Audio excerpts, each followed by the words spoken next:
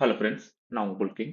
இப்போ நம்ம நாளைக்கு அண்ட் அப்கமிங்கான சப்போர்ட் அண்ட் ரெசிஸ்டன்ஸ் லெவல்ஸை பார்ப்போம். அதுக்கு முன்னாடி நம்ம ப்ரீவியஸ் வீடியோவோட ஃபாலோ பார்க்கணுமா கீழே ரிலேட்டட் வீடியோ லிங்க் கொடுக்குறேன்.